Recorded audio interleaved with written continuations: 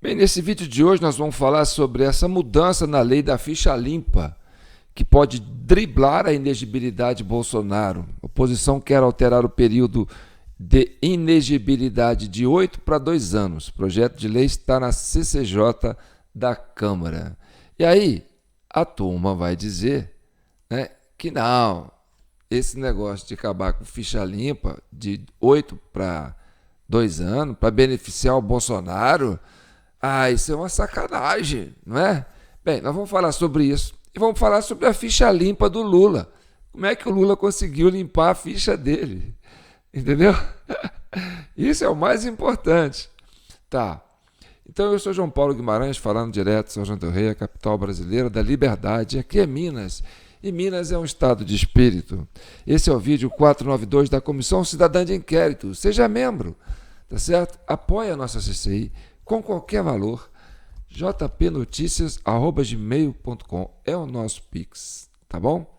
De vez em quando aparece aí, você não esquece não. A gente precisa muito de vocês, porque isso aqui dá um trabalho, rapaz, e a recompensa é muito pequena em termos de financeiro, mas a satisfação de missão cumprida, sabe, de estar fazendo um trabalho bom que vai agradar vocês, isso é que é importante.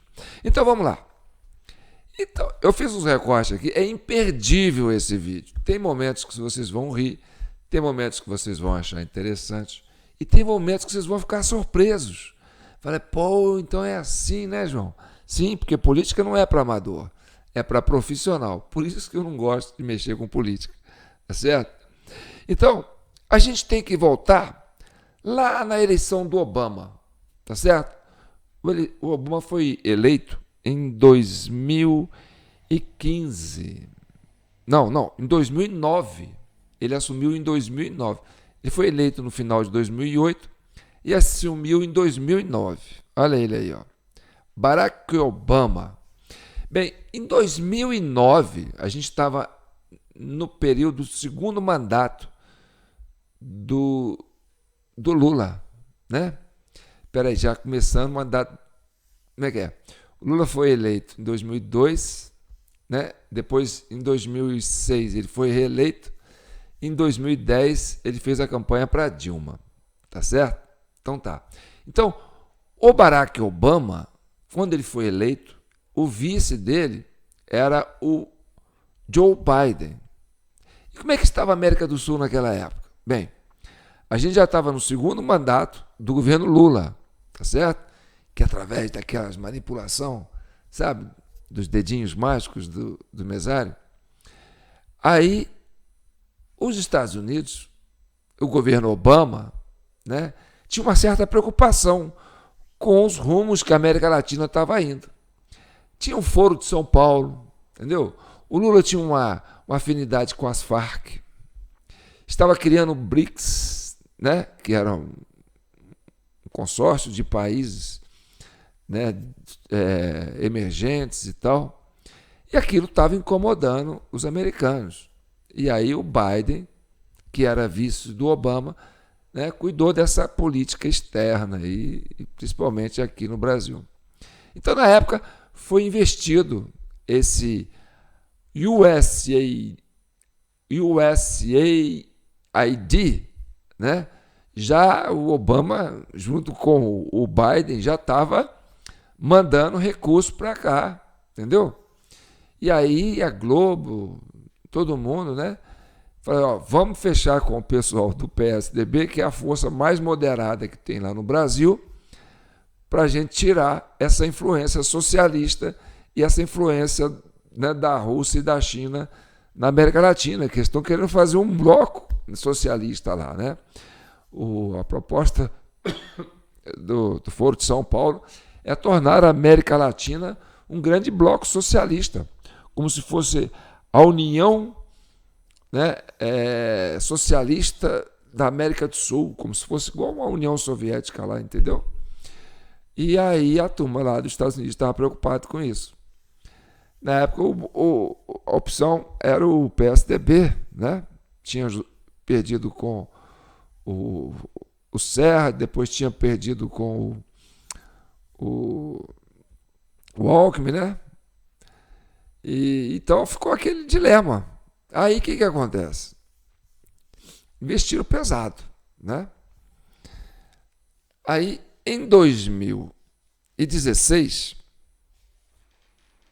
né, termina o mandato dele. 2017, entra quem? O Trump, Donald Trump.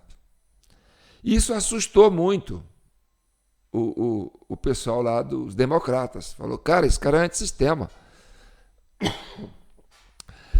Porque os americanos, né, o Biden, né, os democratas, estavam perdendo a batalha aqui na América do Sul, né, com relação a esses partidos socialistas mais ligados à Rússia, né, à União Soviética.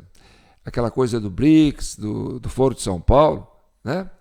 Maduro, Chaves, na época era o Chaves, né? Depois veio o Maduro, que ganhou as eleições na marra, como você sabe como é que é, no mesmo esqueminha né? Daquele que a gente conhece aqui. E aí o Obama tentou, junto com a política dele, né, fazer com que o PSDB ganhasse aqui, né? Não conseguiu na primeira, não conseguiu na segunda, e não conseguiu na terceira, né, com a Dilma. Então, presta atenção. Em 2014, ainda no governo Obama, né, o Joe Biden começou a trabalhar, né, antes de 2014, assim que começou a influenciar a população da Ucrânia para se descolar, né, do bloco socialista e entrar para o bloco capitalista, né, influenciado pelos Estados Unidos. E o filho do Obama, um que tem problema na justiça aí, complicado, envolvido, foi dependente de droga, tinha um esquema lá com aquele negócio de óleo de gasoduto, que a Ucrânia era uma grande produtora de gasoduto, né? Então, aquele problema da Ucrânia começou nessa época, 2013 para 2014, entendeu? Aqui no Brasil, em 2013, nós também tivemos a ação dessa USAID.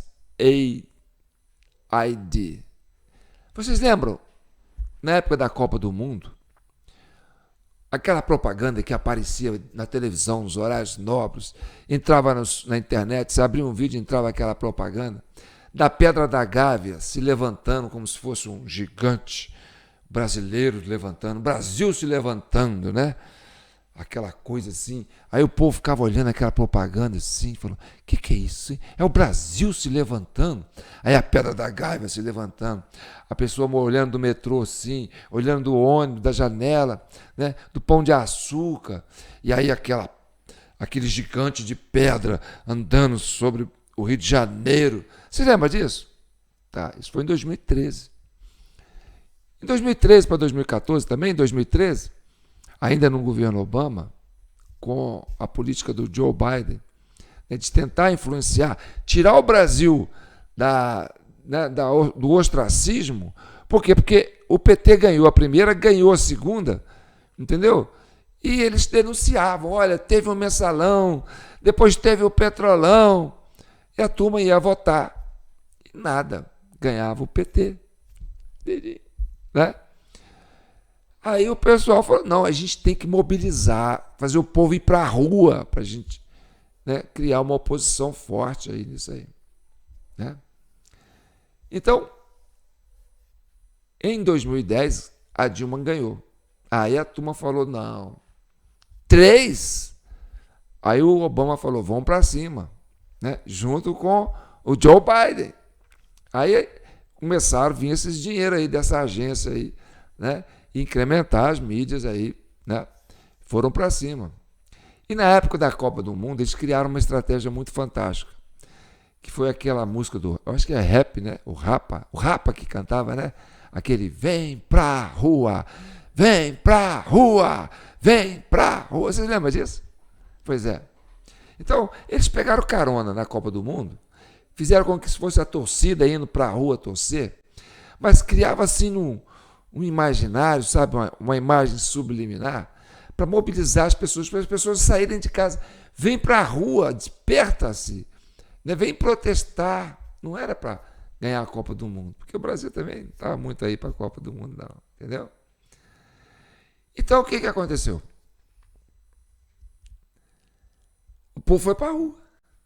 Juntou aquela multidão na rua, né? Para tirar a Dilma, né? Para caçar a Dilma, protestar contra o governo, que estava tudo errado, entendeu?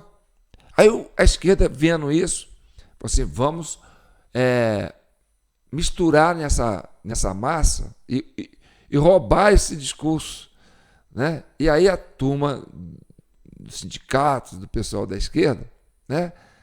Começou a organizar a turma para ir para a rua, né? E no mesmo discurso, vem para a rua. Só que era para criticar o aumento de 20 centavos na passagem de ônibus lá do governo de São Paulo. Porque na época o governo de São Paulo era do PSDB, né? Era o Geraldo Alckmin que estava lá, né? E o Alexandre de Moraes era o secretário de Segurança Pública. Vocês lembram disso? Aí a turma vem para a rua, abaixa, entendeu? Por causa de 20 centavos, quer dizer, eles tinham que pegar uma... Né? Aí invadiram o metrô, quebraram um monte de coisa lá, fizeram... Essa turma mesmo do PT que ajudou a fazer o 8 de janeiro, entendeu? Foram lá, quebraram um monte de coisa lá e tal. Aí o Alexandre de Moraes, na época da secretaria, mandou a Polícia Militar de São Paulo descer a borracha nos guris, entendeu? Aí pegava aqueles estudantes todos lá, descia o cacete neles. Entendeu? Então, o que aconteceu? Em 2015, né, de 2014, 13 para 15, né, aí falou, agora vamos para Lava Jato. Vamos criar uma força-tarefa e vamos tirar esse pessoal na marra. Vamos caçar a Dilma, criar um clima para caçar a Dilma, né, para o povo ir para a rua, pedir o impeachment da Dilma, para o Congresso poder votar o impeachment, porque se o povo não for para a rua, não vota impeachment. Então precisava ter, né, essa adesão popular. E aí a gente passa o trator em cima do PT e passa o trator em cima da Dilma, entendeu? E prende o Lula, porque o Lula vai querer vir para a eleição de novo. A gente sabe que eles têm um esquema lá, só não sabe como, entendeu? Porque depois que a Dilma ganhou a 4ª eleição do PT, eles falaram, não, tem que tirar na porrada. Aí foi esse lance aí, entendeu? Então, agora nós vamos chegar nos recortes que eu mostrei. Aí vocês vão entender como é que o Lula conseguiu a ficha limpa dele. Porque nós estamos discutindo aqui a ficha limpa do Bolsonaro. Ah, o Bolsonaro está inelegível, 8 anos. E olha que ele está inelegível sem crime. Tá certo? Mas a questão do Lula é complicada, porque o Lula estava mesmo envolvido num monte de falcatrua.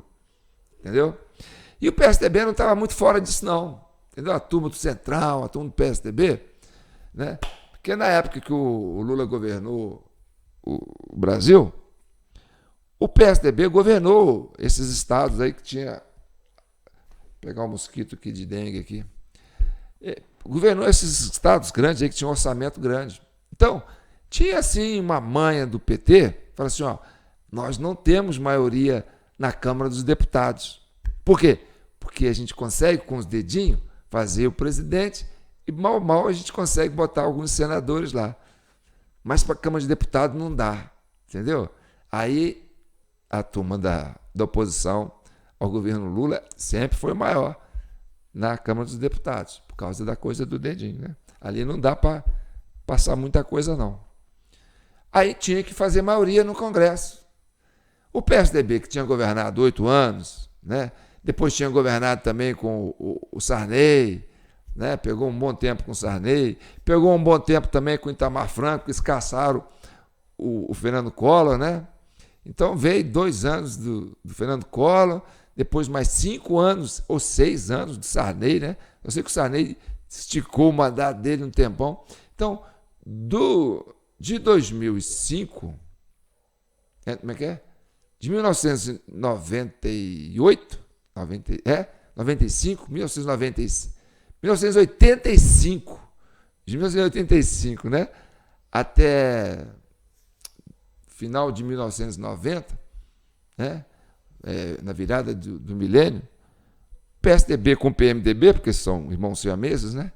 Governava o país. Então, eles estavam com as estatais, o esquema, tudo na mão deles, né? E aí, quando o Lula ganhou, ele falou assim, bem, Então, nós não ganhamos com maioria no Congresso. A gente vai ter que barganhar para aprovar o nosso projeto. Aí, o que a gente negociar? Falou assim, ó, vocês continuam aí, né, com essas tetas que vocês já têm, que aí vocês apoiam a gente no Congresso. Não vão mexer muita coisa aí, não. Só que a gente quer mais uma turma aí para poder entrar no bolo. Vai ter que dividir com a nossa turma também. Tá certo? E aí, deu aquele problema todo lá. Por quê? Porque o Roberto Jefferson, na época, que era do PTB, e era da base do governo, começou a ficar incomodado, porque, ó, estão secando as tetas aqui. É muita gente mamando, né? Aí o pessoal falou, ó, vamos livrar do Roberto Jefferson. Esse Roberto Jefferson está muito chato, né? Aí armou um esquema lá para denunciar ele num lance do Correio, que era uma das tetas dele. A hora que ele percebeu que ó, a turma está querendo me tirar, eu falei, vocês querem me tirar por quê? Porque vocês querem dividir as tetas com o PSDB para poder continuar governando e fazer maioria no Congresso, mas faz isso escondido da população, porque o PSDB é oposição lá no Congresso, entendeu? É o virtual concorrente direto, né, para o governo federal. E como é que o governo federal, né, do Lula vai fazer dobradinha com os tucanos nas coisas daí dessas empreiteiras, né, das estatais, Furnas, Eletrobras, Petrobras e tal, né? Correio, e vai, né? Aí fala, vamos tirar. A hora que o Roberto Jefferson viu que ele estava sendo escanteado, ele falou assim, ó, vocês têm que ir lá em Minas ver o mensalão lá, ó, naquele negócio lá do careca lá do... Como é que chama?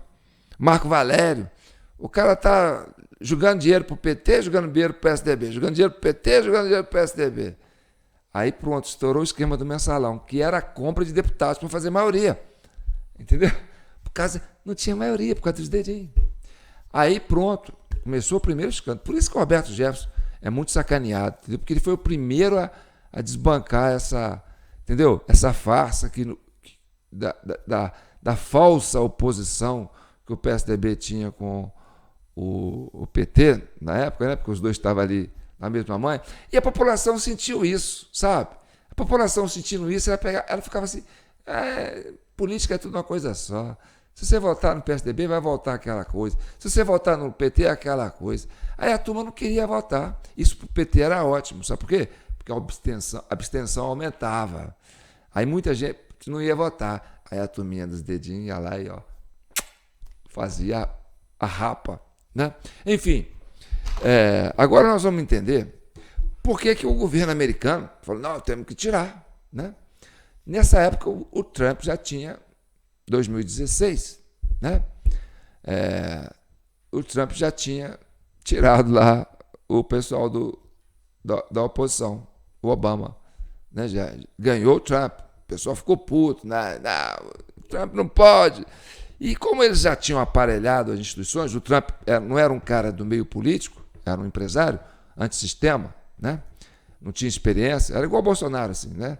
Não tinha maldade, não tinha experiência. E as instituições já estavam toda aparelhada pelo Barack Obama naqueles 8 anos de governo dele, junto com o Joe Biden de vice, né? Começaram a minar a administração do Trump. E aqui, eles falaram assim, não, agora vamos tirar o Lula lá de qualquer jeito, entendeu? Por quê? Porque agora a gente tem que tirar o PT, porque esse negócio do Foro de São Paulo, lá na América do Sul, está complicado. O Lula é uma liderança porque o Brasil, né, é uma liderança, é um polo, né, político na América do Sul. Então, veio com a Lava Jato, veio para cima, né? Vamos tirar. E nessa época, essas agências já estavam mandando dinheiro aqui para a Rede Globo. Vamos ver isso na prática? Vamos começar com o procurador Roberto Liviani. Escrevi minha letra, nem eu entendo minha letra. Depois que eu comecei a digitar, perdi né, a habilidade de escrever. Mas então tá. É o procurador Roberto Livianice, eu acho que é isso. Ah, é Livianice, que eu parece com leviandade. Então vamos ver o que ele fala da ficha limpa, né? Porque a oposição agora quer tirar 8 anos, né, passar para 2, e aí o Bolsonaro fica elegível, né? Vamos ver. Por que 8 anos de inelegibilidade relacionada à ficha limpa? Porque as eleições ocorrem a cada 4 anos. E a pena precisa ter significado, efetividade. Imaginem vocês, teria sentido para um crime de homicídio aplicar a pena de prestação de serviços à comunidade? Teria sentido aplicar a prestação de serviços à comunidade ou multa para o crime de estupro ou sequestro? Nenhuma efetividade. Então, você aplicar uma pena de ineligibilidade de 2 anos para os políticos que violam a lei não teria nenhum sentido. É melhor não punir. Então, o que está se querendo fazer é esvaziar o sentido da lei da ficha limpa. Diminuir de 8 para 2 anos a inelegibilidade significa tornar inócua a lei da ficha limpa. É gerar impunidade e o retorno breve, a brandura, a suavidade da lei da ficha limpa. É, na verdade, cuspir na cara do povo. Lembrando que a lei da ficha limpa foi aprovada a partir de um projeto de iniciativa popular que colheu assinaturas ao longo de 14 anos. Tá. A ficha limpa, aí que é o negócio, né? O Bolsonaro está inelegível porque reuniu com os embaixadores, né, para desmanchar a merda que o Fachin fez, de reunir com os embaixadores. Isso é que merece impeachment, porque política externa isso não é coisa de ministro do STF. Então, de onde que o Fachin tirou essa ideia de reunir embaixadores de vários países para dizer que vocês têm que aceitar, ficar de olho aí que o presidente o chefe de Estado da nação brasileira, o chefe de governo, né, o chefe do nosso país, o presidente do país, né, pode não querer reconhecer as eleições. Aí vocês vão lá, fala para o mestre, para o chefe de vocês reconhecer imediatamente. Entendeu? Isso é coisa de ministro de STF fazer? Fazer política internacional contra um governo brasileiro eleito, legítimo? Quem tinha que fazer isso era Itamaraty, não é? Aí o Bolsonaro falou, peraí, chamou os caras de novo, falou, não é bem assim não, a gente tem um problema aqui, entendeu? Que já vem de muito tempo, o PSDB está cansado de levar nas costas, e esse problema é sério, e ele pode acontecer de novo. Então, a minha preocupação é tornar o ambiente mais seguro, mais transparente, né? Já apresentei voto impresso, tudo isso. Então isso não é crime, isso não tem nada.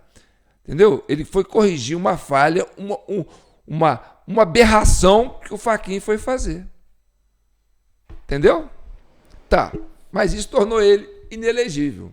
Então, o pessoal da oposição fala assim, não, então vamos passar para 2 anos, porque, né, isso aí é balela dizer que isso é inelegível. Vamos limpar a ficha do Bolsonaro, porque isso não é ficha suja. Isso o que ele fez foi correto. Entendeu? Ele tinha que fazer isso, alguém tinha que fazer isso, né? Que fosse o chefe de Estado. E aí, o que acontece? Vamos descobrir a ficha limpa do Lula. Como é que o Lula limpou a ficha dele? Porque ele estava preso, né? E qual que foi o crime do Lula? Reunir com embaixadores? Vamos ver. Espera aí, eu estou aqui agora. Vamos lá.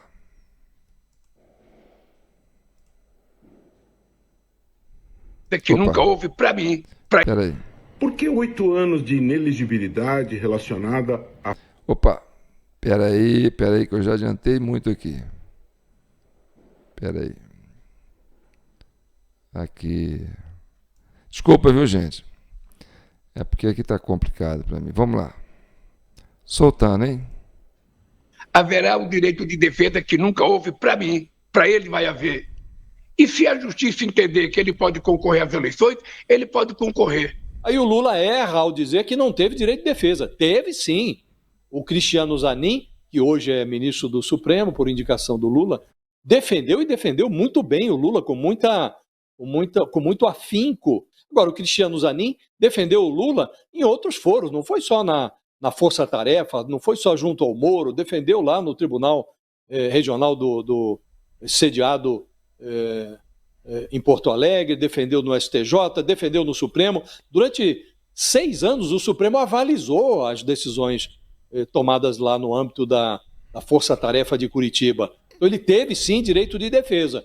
E o Supremo decidiu, em dado momento, anular as sentenças no pressuposto de que Lula seria julgado novamente pela Justiça Federal de Brasília. Não foi julgado, porque o caso prescreveu antes. Então, é uma balela essa coisa de dizer que ele não teve direito de defesa. Teve, sim.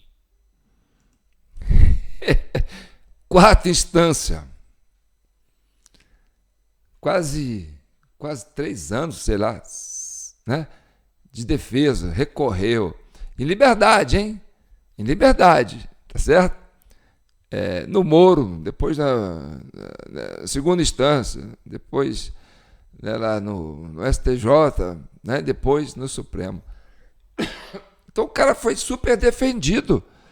E o advogado dele virou ministro do STF. Em qualquer país do mundo, isso aí é surreal. O cara que defendeu o condenado virou ministro do STF. O advogado do condenado virou ministro do STF. Por aí você vê, né, como é que o negócio está. Mas vamos chegar. O que tem mais por aí? Deixa eu ver. Posso perguntar... Essa parte é boa.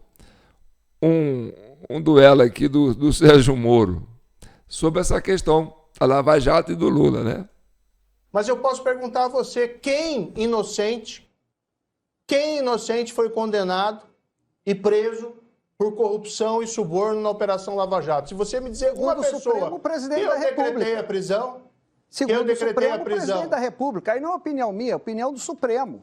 Não, o Supremo anulou a decisão, não disse que ele era inocente. Jamais o absolveu. Aí está colocando palavra na boca do Supremo. Não, é isso. não, Me senhor, diga não, uma senhor. pessoa que teve a inocência reconhecida, que foi presa na Lava Jato, para poder afirmar que foi alguém condenado por método bandido. Me diz, mas não assim. se importa, mas senador, não se importa disso. Aí é uma questão de retórica. Aponte uma pessoa culpada que foi condenado por senhor. E nesse caso se encaixa o Lula. O Lula não pode dizer que ele é culpado. Foi anulada também a condenação do Sérgio Cabral. Inclusive pelo juiz aqui que revogou um acordo condenatório. Agora, se você me dizer que o Sérgio Cabral é inocente, é essa a sua posição? Dizer que o Sérgio Cabral é inocente, o cara pegou mais de 100 anos, cara. O cara confessou. Ele disse que tinha uma doença, que ele gostava, que era uma fobia dele, roubado. Ele era compulsivo. Ele admitiu isso, entendeu? Pegou uma peninha boa aí, entendeu? Anularam. Era 100 anos, mas anularam.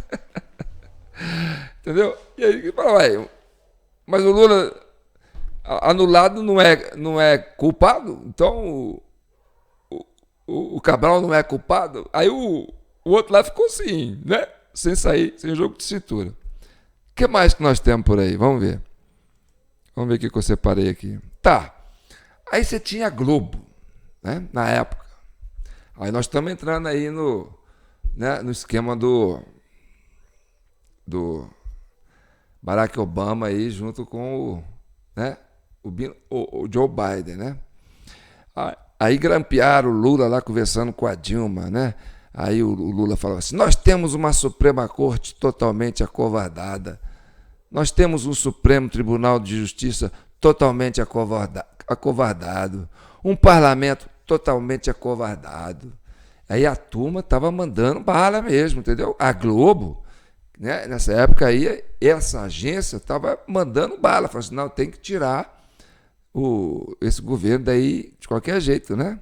E a Globo era assim, ó, Jornal Nacional, as notícias eram assim, ó, era dinheiro, propinoduto, entendeu? Aquela coisa de impacto, né? Você ia assistir o Fantástico, você ficava esperando, era isso aí, ó. A Lava Jato, o governo Lula, aí vinha a Veja, né? Também, ele salvou o Brasil, Sérgio Moro, a outra, Veja, como é que é? Acabou, né? Tá. Aí era assim, cara, era um massacre para cima do PT, né? Aí o Palocci revela pacto da corrupção e detona Lula. Esse rapaz, essa tarja aí, essa charge aí, ó, quem está aí usando esse binóculo aí, ó, é o Joesley Batista, entendeu? Que foi preso, aí teve aquela delação premiada lá que quis envolver o Aécio no meio, porque o Aécio, né, era o candidato que tinha perdido para Dilma, né, e estava incrementando junto com o Geraldo Alckmin, né, essa perseguição contra o PT. Então, o Wesley Batista, que tinha um esquemão com Lula, né, pegava lá dinheiro a perder de vista no BNDES, né, montou um patrimônio internacional, né, e aí usaram ele, falaram assim, ó, vai lá, pega uma gravação lá do pessoal lá, do Aécio, o Temer e tal, para fuder com esses caras, né? Então, e hoje ele está aí, né? Hoje ele foi na posse lá do presidente da Câmara, né? E aí você tinha isso aí, ó, Correio Brasiliense, e a turma vindo com tudo para cima para destruir o PT. E aí você tinha, né, aí era assim as imagens, né? Isso aí aquelas caixas cheias de nota de $100, né? 100 reais na época, né? Tinha 50 milhões de reais lá no apartamento do Gedel, né? Aí tá lá, ó, Janot denuncia Lula, Dilma e PT por organização criminosa. Janot era o procurador da época, né? Procurador-geral da República, né? Aí mostrar era assim, cara. Era assim que você via na época. Quem não viveu essa época tem que ver isso agora. Entendeu? Aí, lá em Curitiba, eles fizeram uma arte, né? Colocaram uma montanha de dinheiro, né, no meio da praça, para o pessoal ter uma ideia do que era 4 bilhões de reais. Porque a turma a gente não tem noção, né? O que é 4 bilhões de reais? Aí estava assim, esta é a quantidade de dinheiro recuperada pela Lava Jato. A maior operação contra a corrupção da história.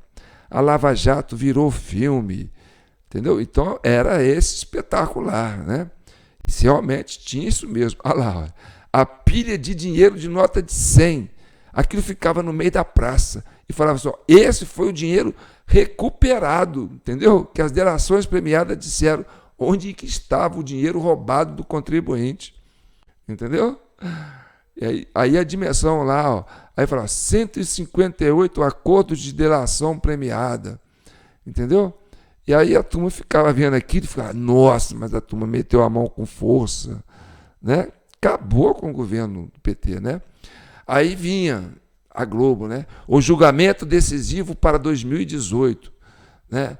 E aí tinha lá uma charge com o Lula atrás do STF, né? Com a marretinha ali, querendo, né? Como dizer assim, eu estou fazendo a justiça, né?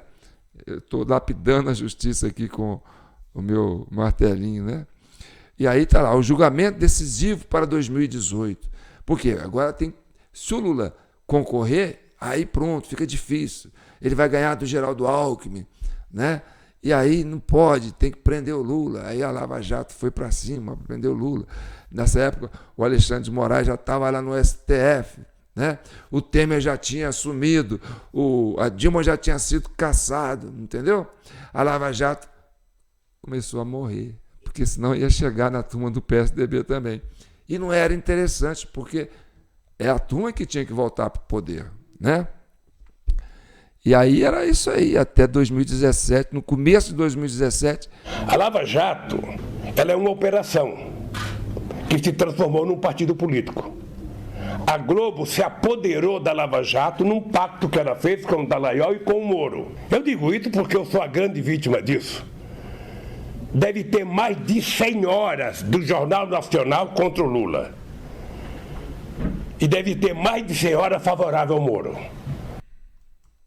Só que em 2018, né? Aí você tem agosto, setembro, né? 11 de setembro, 18 de setembro, 24 de setembro. Quem dispara nas pesquisas? Bolsonaro. Entendeu? O Lula estava preso. O Haddad, né? Entra em campo, né? Em agosto. E aí começa a crescer, chega a 22% e depois cai. E o PSDB, que ia lançar o Geraldo Alckmin, que era a turma do Deep State americano, entendeu? Financiada por essa agência aí, que ajudou a fazer a Lava Jato, aquela coisa toda, ficou lá embaixo, entendeu? Oscilando entre 4, 5, 6, 7, 8, entendeu? E aí, meu amigo, o que aconteceu? A turma do Barack Obama e do Joe Biden, né, que estava minando aqui o governo do PT, viu seus planos ir por água abaixo. E a ascensão do Bolsonaro, que foi o resultado da ascensão do Donald Trump, que ganhou lá em 2016. Entendeu? 2017. Começou a governar lá. Entendeu? Então, aquilo para o Obama, aquilo para o Joe Biden era um desastre. Então, essa turma que já estava aí minando o governo americano, né, batendo no Trump lá, né, começou a bater no Bolsonaro também. Não, que é isso? O Bolsonaro não pode. A gente tirou o Lula, prendeu o Lula, caçou a Dilma, para botar aí o Alckmin. Entendeu? E aí o Bolsonaro vem com esse estilo Trump dos trópicos. Ah, pronto. Foi um desastre, né? E aí o que acontece? Vocês estão gostando? Então vamos lá. O que acontece depois disso? Né? Aí o que acontece? Em 2024, Lula vai dobrar gastos com publicidade na Globo. Aí o que eu falei? Em 2022, né? Aí quando o Lula foi, né, fez a aliança com o Geraldo Alckmin, que saiu do PSDB, foi para o PSB, né, para entrar de vice, né, quem articulou isso aí foi o Alexandre de Moraes com a turminha dele, mais o Fernando Haddad, né? Vamos fazer essa parceria aí.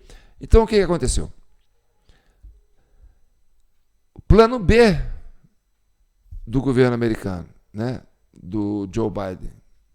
Olha, pior do que o PT é deixar o Bolsonaro aí governando. Porque o Bolsonaro é a volta do Trump aqui para os Estados Unidos. A gente não quer, o nosso maior inimigo hoje não é mais o Foro de São Paulo, não é mais as Farc, entendeu? Não é mais essa ameaça chinesa aqui, não. A ameaça é a direita voltando, porque a direita aqui é o Trump voltando nos Estados Unidos, é o Bolsonaro voltando no Brasil. Então, tira o Lula da cadeia, procura o Lula, vão para cima, entendeu? Aí joga dinheiro na Globo. Aí o que a Globo faz? Entra no esquema junto com o Lula. Lula vai dobrar gasto com publicidade da Globo. Você viu o Lula acabando de meter o pau na Globo aí, né? Diz que a Globo virou um partido político junto com a força-tarefa da Lava Jato e que ele era notícia direto na Globo.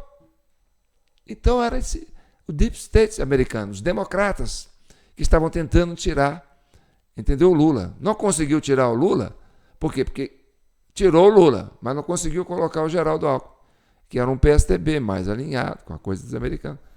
Entrou o Bolsonaro. Aí os caras, fizeram merda no Brasil. Então volta com o Lula e vão bater no Bolsonaro. Aí tem que tirar, tem que fazer, limpar a ficha do Lula, porque vai tirar o Lula da cadeia. Vocês viram aí aquela montanha de dinheiro, naquela bostaiada que o PT fez, né? E tinha arrastado o PSDB junto, mas aí é política, é outra história, né? Então como é que limpa, entendeu? Essa cagada que nós fizemos no Brasil.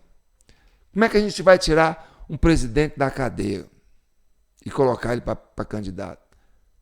Anula, cancela tudo. Entendeu? Porque aí não precisa julgar.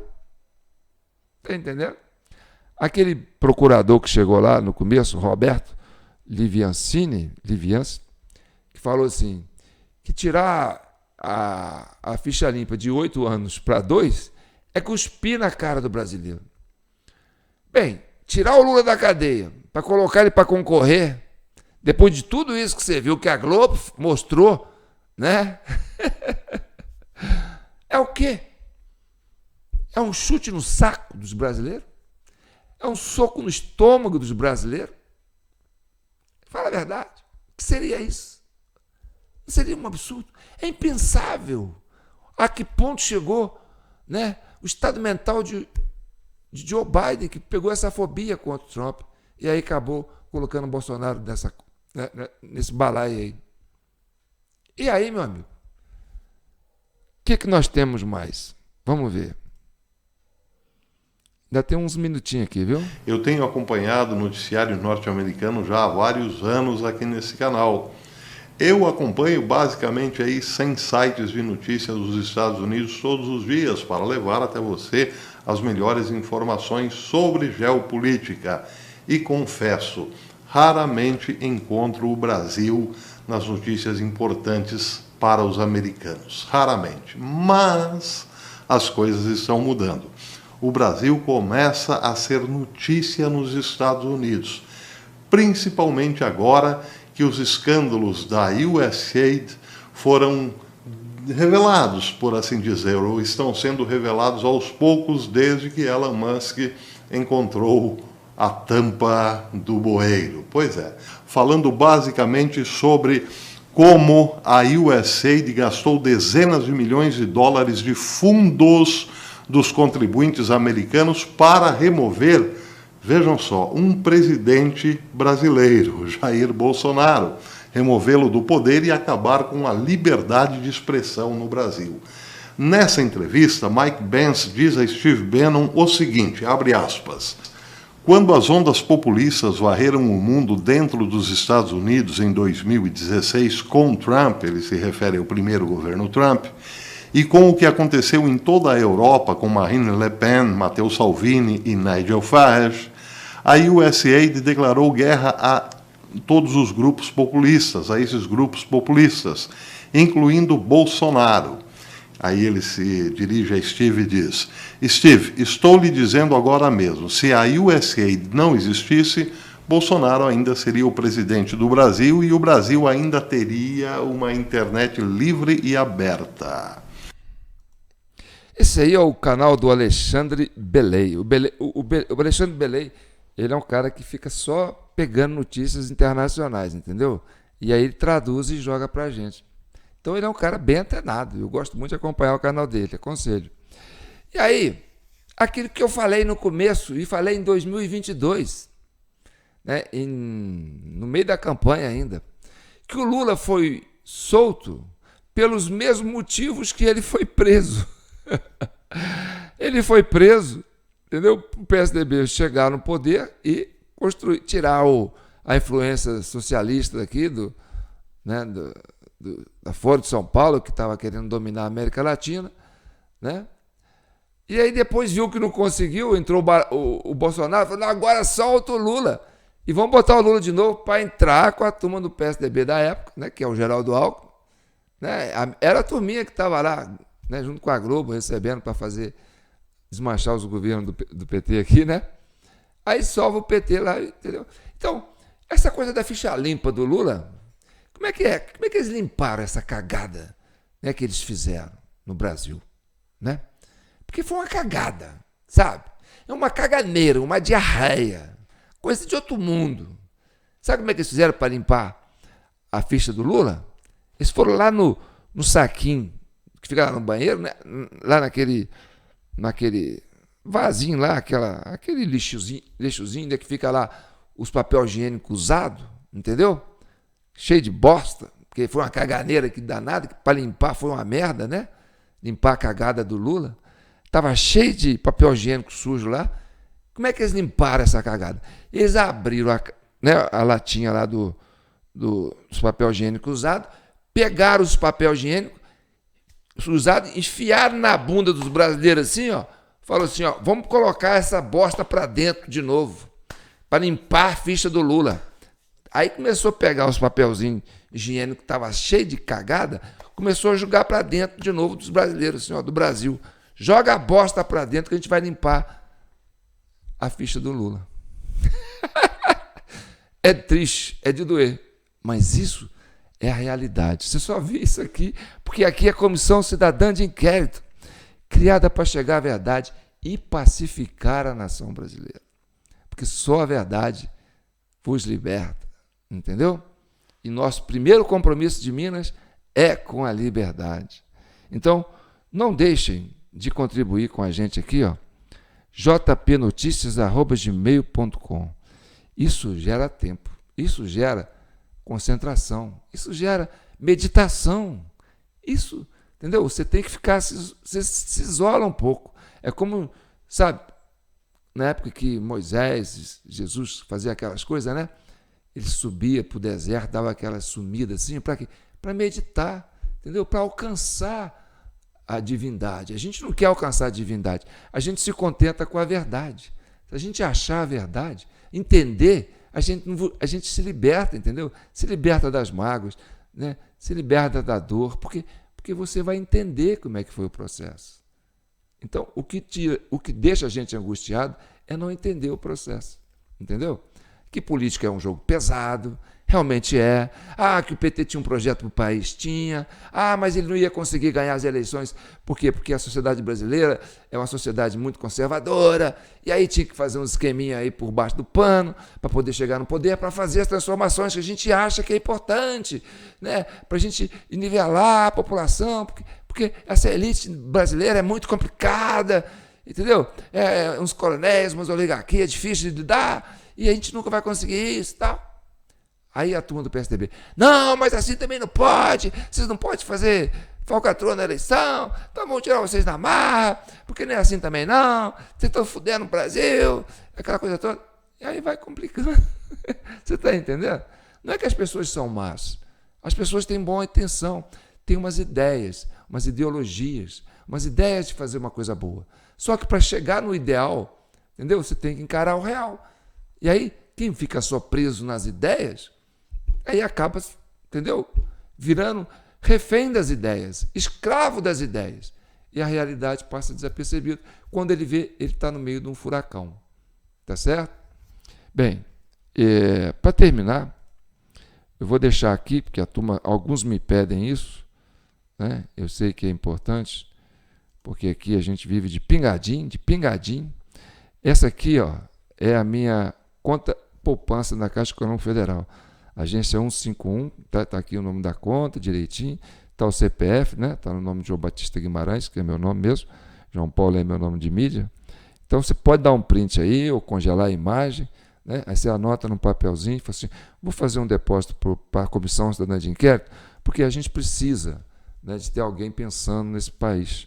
A gente quer chegar num denominador comum, tá certo? Então, na minha opinião, Bolsonaro não tem ficha suja, né? Ele está sendo vítima dessa neurose, entendeu? Do Deep State americano, né? Que ficou aqui tentando se livrar do PT, né? Porque não queria que o Fórum de São Paulo viesse aqui, que a América do Sul fosse dominada pelos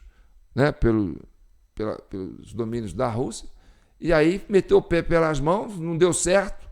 Aí veio o Bolsonaro, levou o negócio. Aí, como o Trump levou lá, falou, e complicou tudo. Pronto. Aí foi a lambança, entendeu? Joe Biden já estava em fim de carreira, o homem já estava caducando, aí começou a estourar guerra na Ucrânia, guerra no Oriente Médio, aqui virou essa merda, acabou com as nossas instituições, acabou com a nossa segurança jurídica, acabou com a imprensa, porque essa turma aí está tudo sem moral, entendeu? Esse pessoal aí, para recuperar a credibilidade, e sem a verbazinha dessa agência, vai passar uns mal bocados, que é uma pena, né? São profissionais aí que estão há muito tempo trabalhando, né? Que se deixou levar, virou massa de manobra, entrou nesse burburinho, nesse rodamuinho da política, nesse furacão, Não é isso aí? Então tá bom. Mas essa da ficha limpa do Lula, hein? Fala sério. Pegar lá no cestinho, papel higiênico cheio de bosta, tacar na bunda assim do Lula, jogar a bosta pra dentro e falar, não, vamos limpar a ficha do Lula. Não é assim? É o único jeito. Tá bom, fique com Deus e que o manto de Nossa Senhora proteja e abençoe todos vocês, tá bom? Um abraço. Compartilhe, viu, gente? Comente, isso é importante. A turma da esquerda também, que gosta de comentar, e a gente adora quando vocês comentam, porque vocês provocam muita reação dos outros que pensam diferente. Então, vocês são muito importantes aqui no nosso canal. A gente gosta de ver a opinião de vocês. Não some, não, tá bom?